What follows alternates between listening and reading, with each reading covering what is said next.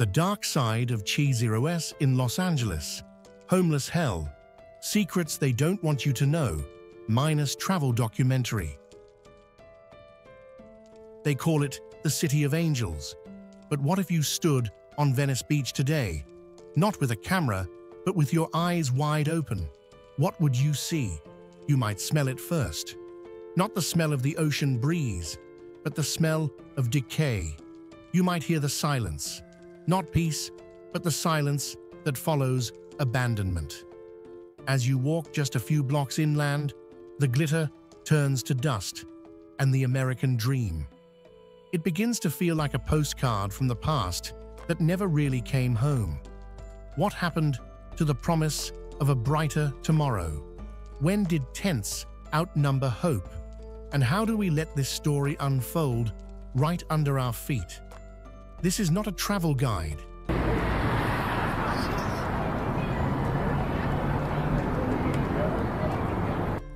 This is not what they show you on travel shows. This is Rome kind. And this time, we're not just passing by. We're staying. We're listening. We're exposing the truth they don't want you to see. Number 1. The unspoken side of the American dream. Did you ever think that the American dream could come with a zip code and that some zip codes come with no roof at all? Once a shining symbol of Hollywood glamour and beachside sunsets, Los Angeles is now quietly and steadily sliding into instability. More than 75,000 people live without a permanent home here. That's not a typo. It's a silent city within a city, built not of concrete, but of canvas, plastic tarps, and broken dreams. Walk down Skid Row and you'll see it for yourself. Makeshift tents, scattered belongings, tired eyes staring into the distance. This isn't just a social issue. It's a structural imbalance that touches the very core of one of America's wealthiest cities. The paradox is hard to ignore. In a land promising "Make America Great Again," thousands still sleep under freeways. Locals describe the shift as subtle, yet undeniable. The California dream, it's fading. Sun-kissed boulevards now echo with the rustle of tarp flapping in the wind. Glittering store windows reflect more than luxury. They mirror the growing gap between hope and survival. Why does it matter? Because the homeless crisis isn't just about the poor or the unemployed anymore. Teachers, nurses, Uber drivers, people with full-time jobs are among those living in vans, shelters, or even on sidewalks. One job loss, one rent hike, one hospital bill, and stability can unravel. This isn't just unfortunate, it's reality, a truth that raises the question: what does it really take to lose your footing in a system that promises opportunity? And if a city as powerful and progressive as Los Angeles struggles to protect its own, what does that mean for the rest of us? Number 2. Social division and community tension. Ever walked past a tent and felt a tight knot in your chest, wondering, is this what's next for my neighborhood? In Los Angeles, the scenes aren't far from your doorstep. As poverty and visibility rise, so do community tensions. Picture this: neighbors gathering at city meetings, voices raised as local store owners fret over lost business, and concerned residents demanding action.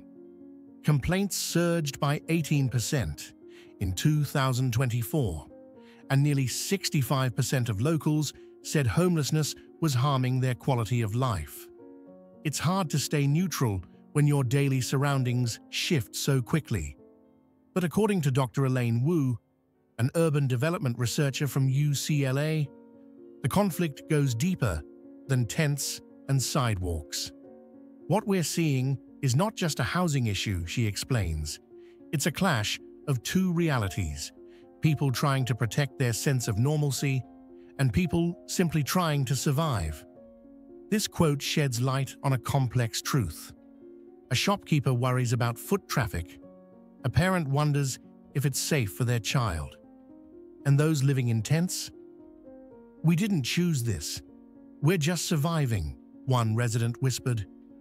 That simple plea echoed through community halls, reminding everyone that no one sets out to live on the streets.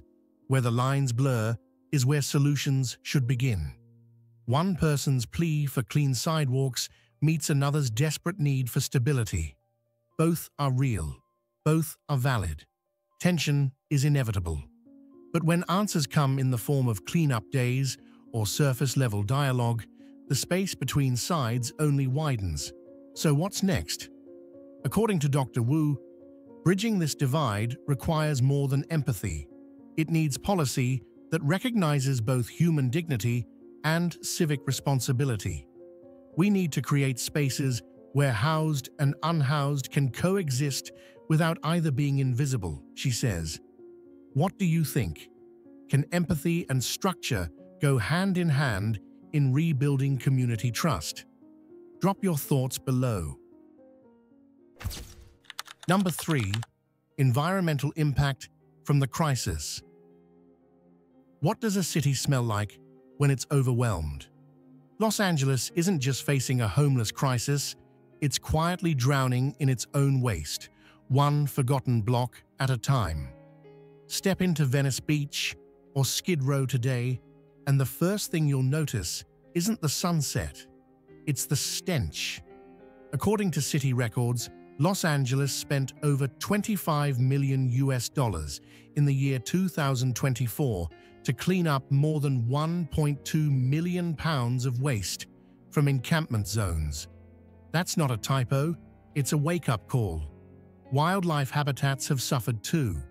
Experts from the Urban Biodiversity Center warn that plastic buildup near the Los Angeles River increased by 20% since the year 2020, partially due to unregulated encampments along its banks.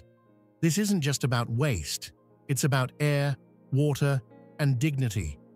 Residents nearby report a rise in respiratory issues. Dogs once seen running along the Venice shoreline now avoid the area. A local volunteer, Elisa Ramirez, recounts stepping into ankle-deep trash during a cleanup. "We pulled out syringes, clothes, even a stroller, and we were just 2 blocks from a luxury hotel." Most residents of these camps want to help. Jamal, a recycler living near the Venice corridor, told us, "If I had bins nearby, or even gloves, I'd clean every inch. But we got nothing out here." The city's strained sanitation crews are not enough. Overflowing trash leads to clogged drains, flooding streets during storms. The environmental toll blends into human suffering. Urban planner Dr. Helen Ruiz suggests building decentralized, safe trash collection hubs near large encampments. "It's not just about sanitation," she says. "It's about dignity. Give people the tools, and you'll be surprised what they'll do." Does this crisis reveal how vulnerable our cities are to pressure, or how quickly hope can rot in the absence of basic systems? Trash isn't the only thing getting buried. So are chances, dignity, and hope. Type buried truths in the comments if you believe it's time to dig deeper. Coming up next, where the money goes and why it's not enough. Number 4. Middle class pushed to the margins. Imagine waking up in sunny Los Angeles, home to red carpets, Coachella vibes, and $1 million latte, but your paycheck disappears faster than a swipe on Tinder. Housing prices are skyrocketing, and even teachers, nurses, baristas, the very people who keep the city alive, can't catch a break. According to Investopedia, the average US home price hit $367,711, and monthly costs soared to $2,412, eating up 34.73% of median income, well above the reasonable 30% spending cap. Here's the plot twist. Middle-class professionals are now crashing in their cars, motels, or couch surfing at friends' places. They've gone from stable to precarious overnight. The HUD point-in-time count reported that on a single night in January 2024, nearly 771,480 people experienced homelessness in the US, the highest ever recorded. That same year, America saw an 18% spike. Chronic stress, broken sleep, fraying mental health. The ripple effect is real, and in 2025, homelessness jumped another 30% nationwide. But here in LA, it's more brutal. People with good jobs are working Uber shifts, scrambling to pay rent. Their one missed paycheck from a motel room, or worse, living in their truck. When those who once called this city home can't even rent here, what does that say about its future? How long can LA last when its backbone, the middle class, is living in limbo? When your neighbor, your barista, or your kid's teacher doesn't just work in the city, but is part of its unhoused community, what breaks first? The city or their spirit? Does LA collapse without them? Or do they collapse first? Middle-class housing fragility isn't a subplot, it's the headline, The American Dream, now stamped with an eviction notice. Number 5. Money spent, but situation still worse. They say things will get better. That relief is on the way. But for thousands of people in Los Angeles, that relief often comes with conditions, and more often comes too late. Between the year 2023 and the year 2025, city and county officials announced more than $1.3 billion in funding to address what they described as a severe emergency. They promised beds, support, and dignity. But as the dust settled, the number of people experiencing homelessness rose again. According to analysts from California Policy Lab, even as budgets increased, a lack of coordinated execution and long-term housing left true recovery out of reach. The homeless crisis is no longer about numbers. It's about the growing gap between promises and lived reality. For 76,200 people, it's not just a statistic. It's the face of a broken system. You hear it in the voice of Darnell, a former delivery driver who now lives in a converted truck. "They filmed us. Then they left," he said about a documentary crew that once visited the lot where he sleeps. "We're case studies now, not people." The loop keeps spinning. Programs like Inside Safe and Project Room Key work, but only temporarily. Without sufficient permanent housing or follow-up care, people often fall back into the homeless crisis faster than the city can respond. It's not for lack of trying. Social workers are burned out. Local leaders are stretched thin. As one policy expert from the University of Southern California School of Public Policy put it, "You can't treat homelessness like traffic. You can't just move it around." And what about residents? Many are stuck between compassion and exhaustion. "I want to care," said one shop owner, "but every morning I'm sweeping up broken glass and burnt foil from my front sidewalk." Is this really the best we can do with over $1 billion? Former Los Angeles Police Department officer Marcus Eldridge once described Skid Row as a slow collapse nobody wants to watch. He didn't mean it figuratively. Downtown blocks have become semi-permanent camps. Tents are fences, shopping carts, wardrobes. Meanwhile, outreach teams struggle to maintain contact. Many people simply disappear after city sweeps. So, the question remains, are we investing in real change or just appearances? Are current strategies sustainable? Should we restructure funding to prioritize permanent housing instead? Number 6. Skid Row and East Hollywood. The two most obvious slices. You don't always hear it, but if you stand still long enough in Skid Row, you can almost feel the city sighing. There, just blocks from glass towers and rooftop lounges, lives a parallel world, one built from tarp, rope, and sheer endurance. There are approximately 3,791 people living on Skid Row. The sidewalks are crowded, not by choice, but by necessity. There are no doors to close, no lights to turn off.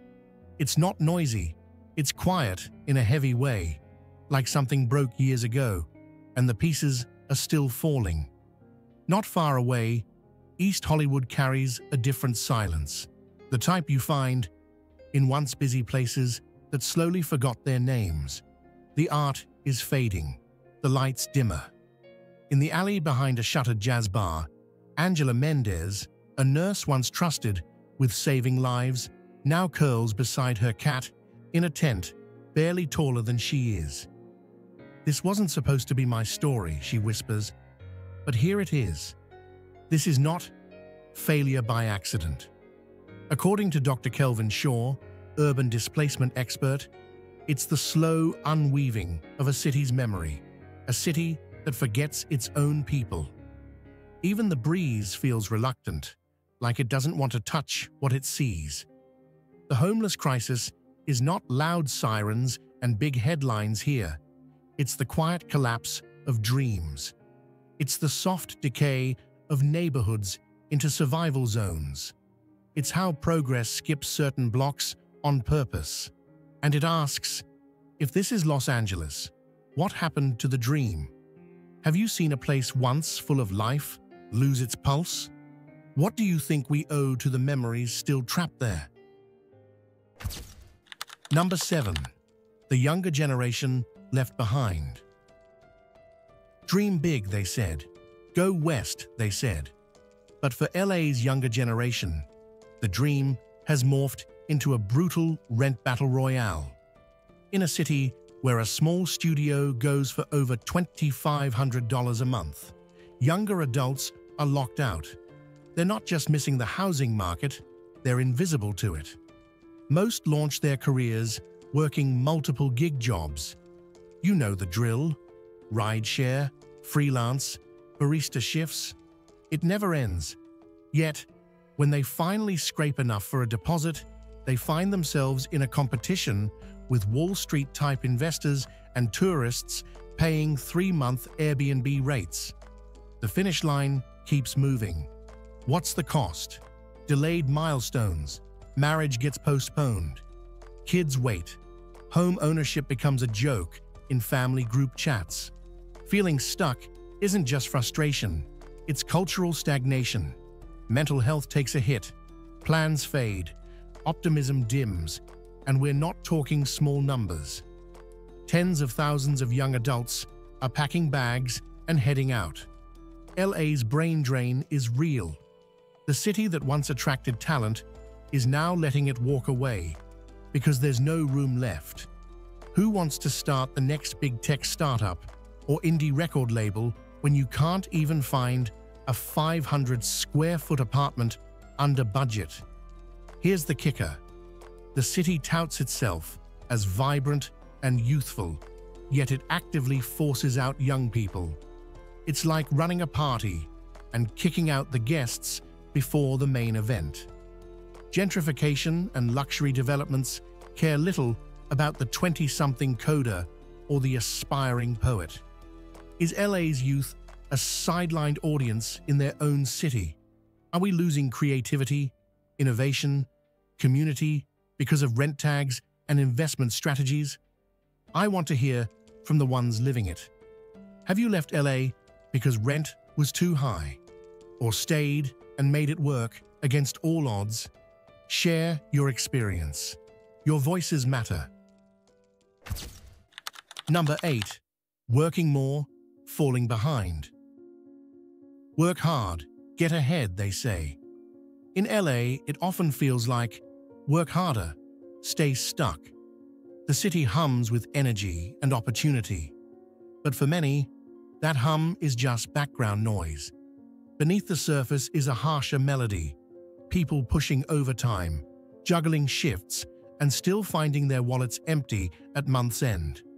Cost of living here is off the charts. A basic one-bedroom rental easily tops $3,500 per month. Utilities, groceries, gas, everything feels unreasonably high. Yet wages, they remain stubbornly flat. The minimum wage hasn't budged, and countless workers pivot to gig jobs just to scrape by. Driver at night, freelancer by day, they're locked in a constant hustle, and yet the numbers don't add up. More work, no upward movement. This is the gritty reality for LA's workforce. Many clock 2 or even 3 jobs, yet fall straight into poverty. Let's do the math. A full-time minimum wage job brings in around $20,800 annually before taxes. Sound decent? Not when rent devours more than half. Add essentials, food, healthcare, transport, and there's nothing left. Nothing for emergencies, nothing for savings, nothing for fun. Wake-up calls are taking a toll. Burnout and stress have become hair of the dog afterthoughts. People are mentally drained before breakfast. Weekends, relationships, hobbies, all squeezed out of schedules by unforgiving bills. Dreaming of Coachella or dating pipelines feels like reaching for the moon. Here's a twist. Some workers get raises only to see them obliterated by high taxes and rising rents. The net is zero. Step forward financially? Nope, still stuck. It's like sprinting up an escalator that's moving down. But hey, do you feel it too? Have you ever thought, if 30 hours a week isn't enough to pay rent, what hope is left? I want to know your stories. Should LA push for living wages, universal healthcare, stronger unions, or maybe cap rent hikes and tie wages to cost of living? A city where a paycheck is a treadmill, always running, never arriving. Ever feel like working full-time is just paying to exist? Tell me, yes, if your weekends belong to work too. No, if you still get some me time. Number 9. Official response. Billions spent, thousands still sleeping rough. That's not the start of a dystopian novel. It's a headline that could sum up LA in 2025. The city has thrown money, programs, and promises at the homelessness crisis, but the tents keep coming back like déjà vu with a shopping cart. Let's break it down. In 2024, LA's Inside Safe initiative placed 23,000 people into hotels or shelters. Project Room Key offered temporary stays using state support. Housing for Health provided nearly 1,000 permanent units and 2,000 temporary ones. Tiny home villages, they housed around 1,210 people. Sounds impressive, right? And yet, the total number of unhoused residents in LA County hit 76,200 in January 2025, up 2% from the month before. That's like pouring water into a cracked glass and wondering why the table's wet. What about the famous sweeps? In 2024, the city conducted 1,500 encampment sweeps, spending $10 million. A year later, 80% of people returned to the streets. Sweeps are like pushing a reset button on a system that forgot how to save. Here's the kicker. Most of these responses are reactive. They clean up sidewalks, but not causes. They relocate people, but rarely stabilize them. And while high taxes help fund some of these programs, they don't magically build housing faster than demand grows. A new grant of $500 million promises to build 2,000 affordable units. But by the time those units exist, How many more tents will fill the streets? So, does that mean nothing is working? Not exactly. There are glimpses of hope. People are getting housed. Programs are evolving. But as long as 70% remain unsheltered, we're racing a treadmill that never turns off. We can't sweep people away and expect the problem to disappear. Maybe the question isn't how much LA is doing, but whether we're aiming at the right target. What do you think? Can we build solutions that last longer than a temporary room key? Real change starts with more than just a roof over your head. It's about building long-term solutions. Comment, long-term hope. If you agree, if you've read this far, you already know. Solving homelessness isn't just about money. Number 10. A way forward. Here's the good news. Poverty and homelessness crisis isn't a mystery wrapped in a tragedy. We actually know what works. The question is, do we have the guts to scale it? Let's talk about Houston. Yeah, the city known more for BBQ than housing policy. Since 2011, they've cut homelessness by 60% using a model called Housing First. No strings attached, no maze of paperwork, just a place to live, and then help to rebuild. If applied in Los Angeles, experts say a $2 billion investment could house 10,000 people every year. That's not charity, that's strategy. And don't forget jobs. A paycheck is still the best form of therapy. In 2024, programs like Chrysalis trained over 4,000 people living on the streets. Within 6 months, 70% had jobs. One of them said, "I went from Skid Row to pouring oat milk lattes at a coffee shop I now manage." Purpose changes everything.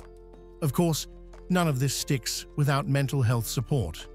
Around 40% of the unhoused struggle with mental illness, but only 15% get help. Mobile clinics in LA reached 2,500 people in 2024. That's something, but it's a drip in a drought. We need more. Some bright spots. Safe parking programs now offer 300 designated spaces for folks living in cars. And empathy campaigns are helping rewrite the narrative. Less judgment, more understanding. It's not a silver bullet, but it's a start. So what can you do? Support affordable housing. Volunteer. Share stories like this. Speak up when policies ignore real people. What if the opposite of homelessness wasn't just housing, but belonging? What if cities weren't just built to look good, but to care well? Because solving this isn't about magic, it's about not pretending we can't. How are you feeling? Shocked? Sad? Or maybe strangely familiar with all of this? Sometimes the scariest part of a story isn't what's shown, it's what we accept as normal. If Los Angeles can fall like this, what about the places we call home? How far are we from forgetting the sound of hope? We don't give you the answers. At Roamkind, we confront you with the important questions. If this story resonates with you, let us know. Comment, like, share, subscribe to the channel, and turn on notifications so they don't miss our upcoming videos. This video is intended to analyze and reflect a realistic aspect of Los Angeles, with the goal of provoking thoughtful discussion and positive dialogue within the community. All information, images, and data are illustrative, sourced from public and reliable references. Thank you, and see you in the next video.